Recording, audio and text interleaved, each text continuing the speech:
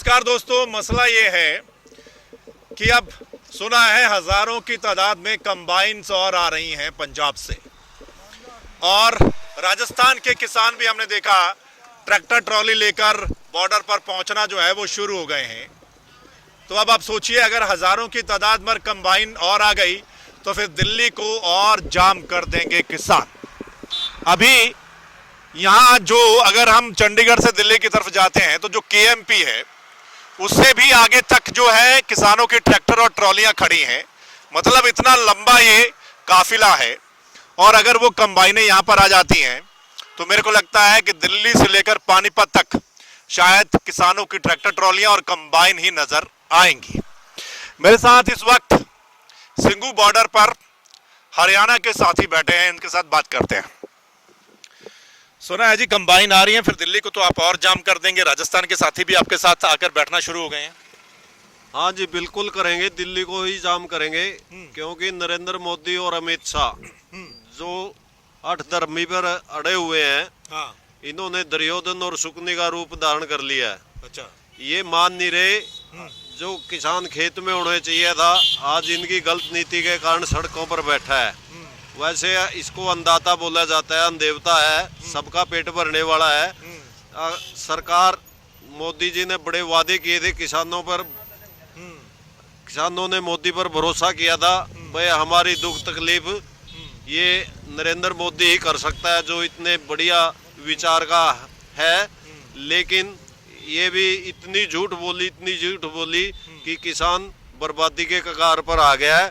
इसी कारण ये फैसला लेना पड़ा किसानों ने, भाई दिल्ली की ओर कूच करो। अब 14-15 दिन हो चुके हैं, लेकिन टस से मस नहीं हुई सरकार। तो किसानों की आत्मा बहुत दुखी है।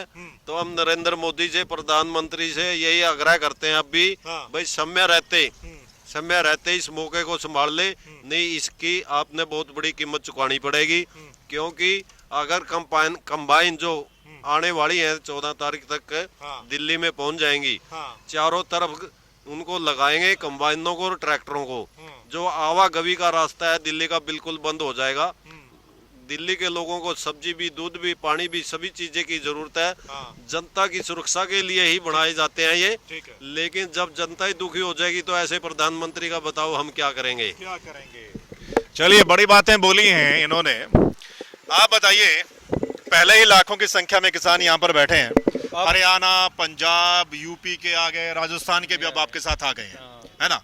3 बड़े हाईवे पहले ही बंद कर रखे हैं, 2 और बड़े हाईवे बंद करने की आप बात कह रहे हैं कि 12 तारीख को, उसके बाद वो भी बंद कर देंगे। जयपुर दिल्ली वाला है या जो पलवल वाला है आगे आगरा जाता है। लगता है कि जब ये सब हो जाएगा तो फिर सरकार पर और ज्यादा प्रेशर बढ़ जाएगा और शायद बात बन जाएगी। देखो, कोशिश तो बात बनाने के लिए कर रहे हैं। अगर फिर भी नहीं माना तो 12 तारीख की बजाय 14 तारीख को भी बंद करेंगे। अगर 14 तारीख को भी नहीं किया तो आगे और रणनीति बनाई जाएगी। उसका जिम्मेवार सरकार है। कुछ अनहोनी घटना हो गई तो उसकी जिम्मेवार सरकार है। आप हरियाणा से आए हैं, काफी तादाद पंजाब वाले अब जो किसान हैं वो बोलते हैं कि हमें बहुत हरियाणा का साथ मिला है। ठीक है, किसी चीज की कमी नहीं है, सिलेंडर तक फ्री दे रहे हैं, लस्सी दूध तो आप दे ही रहे हैं, सब कुछ दे रहे हैं।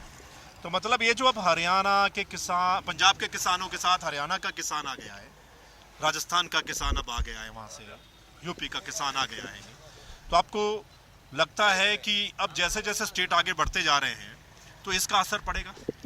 इसका असर जरूर पड़ेगा। किसान कहीं का भी हो, किसान है, लेकिन इसमें कोई दो राय नहीं है। सब मिलकर काम करेंगे। किसान कहीं का हो, राजस्थान का, गुजरात का, एमपी का, महाराष्ट्र का, कहीं का भी हो, लेकिन है किसान। आप मुझे ये बताइए कि ये जो किसान है इनका गुस्सा अभी केंद्र सरकार पर ही है इन कानूनों को लेकर, क्या हरियाणा सरकार पर भी गुस्सा है? बिल्कुल है जी। हरियाणा सरकार ने जो जाति की है किसानों के साथ, बहुत शर्मनाक थी। जिस तरह उन्होंने सड़कें उखाड़ दी, इतने बैरिकेड लगा दिए, उन पर कटीले तारे लगा दी, जो पशुओं के डर से खेत में भी नहीं लगाते किसान।